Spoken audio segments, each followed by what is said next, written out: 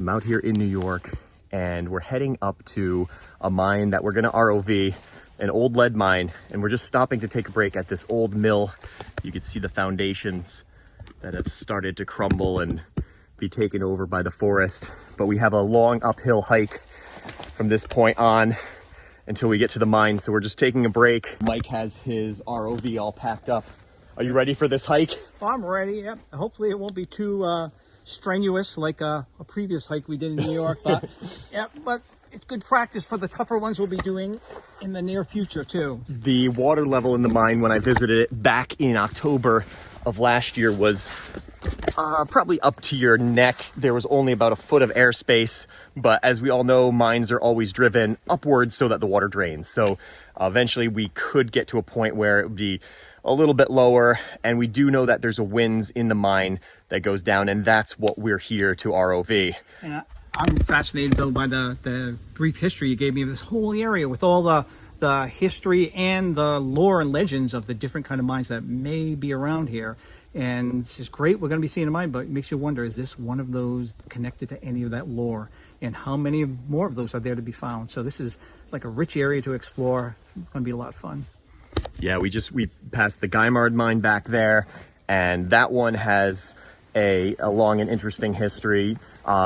This one has less of a history, but there's actually more at this one to see. So I think that this will be a good chance to get underground and see one of these lead mines when so many of them have sort of succumbed to the elements, are no longer accessible. We're gonna go in to LiDAR scan the tunnels because we're gonna need a good scan so we know how far the mine goes, how tall it is, what kind of incline it rises up on, and the dimensions of the stope.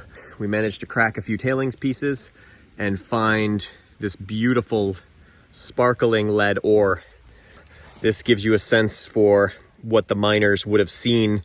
You can imagine how beautiful the high grade ore would have been that they were removing. This is going to be fun. Nice flooded mine to go in. You know, my co-worker said it's about the size of a gopher hole. It's bigger than that, but this will be fun going into this tight old mine.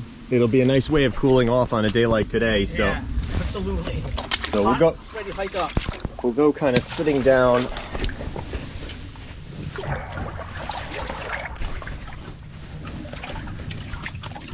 Okay. It's cooled. I kind of expected that. All right, floor's dropping down a little bit, so that's good. Getting more to standing position. Yeah, my body's already becoming used to this cold, but the initial dive. Shock, yeah, oh yeah. It's a shock. Oh, there's an old door. Okay, yeah, there's an old door to the mine here. It's great, and the frame is still there. Yeah. I'm surprised since part of it's out. I would have thought this part on the surface would be gone, but that is unbelievable. It's only survived because it's underwater. Yep. All right, let's see what's ahead of us. Okay, I see tunnel as far as I can see.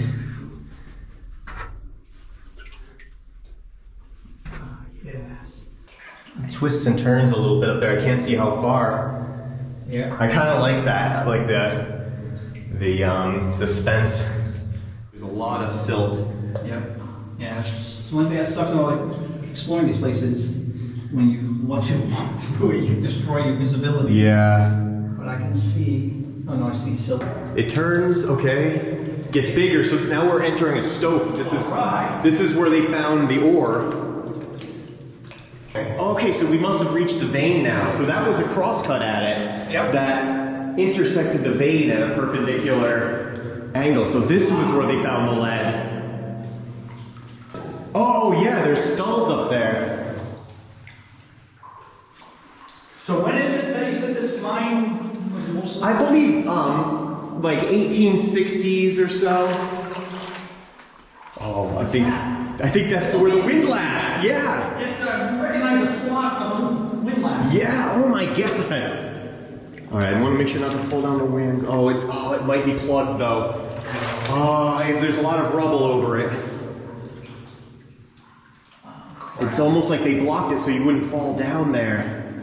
Let me see, there might be a little slot here. Actually, Yeah, I don't know if that RV is gonna fit through that though. And look at that. It looks like it still has a metal. Is that a metal band still on it? I think so. This one has a metal band. Yep. Wow. And is that a nail on the top?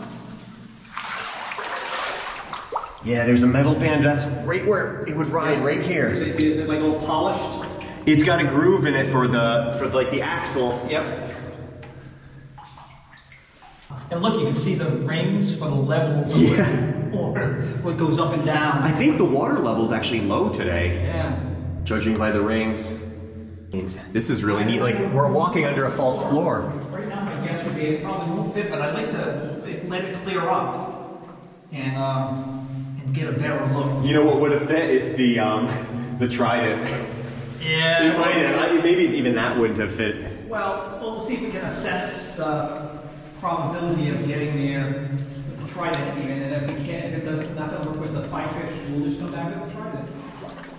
Oh wow!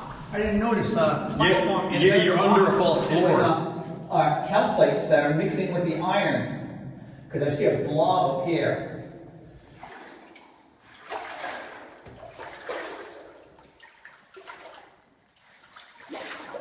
I love the colors, the oranges and the blacks and the yellows. Eventually it's a slime that's eating the iron.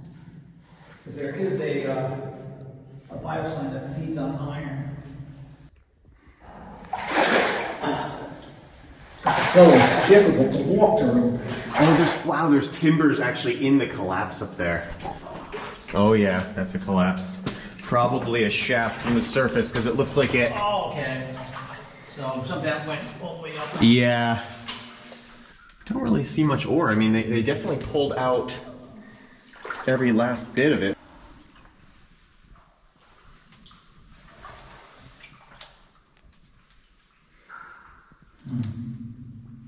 I'm going to guess, if it's iffy. I'm not even sure if the Trident would make it. Yeah, but we don't have it with us now, so it's back down in the car and go all the way down and come back. I think it would be better off if we back for another visit.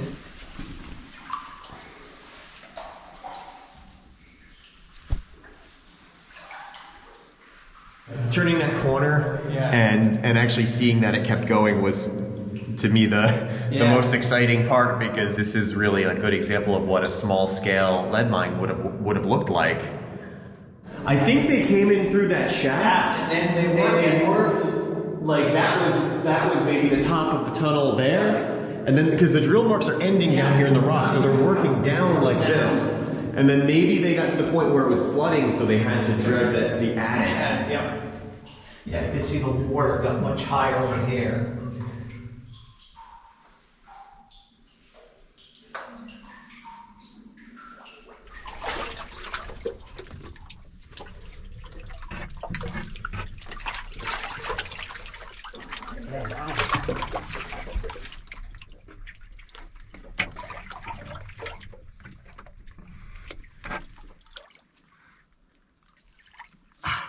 Oh, that water feels good. Wow, that was an amazing mine. We didn't get in the winds, but just seeing it was, I mean, I'm happy. I feel like this was a very satisfying exploration. It just kept going and twisting and turning, and then finally we hit a huge stope with 50-foot ceilings. So I think this was definitely one of the more interesting mines in this mountain range here.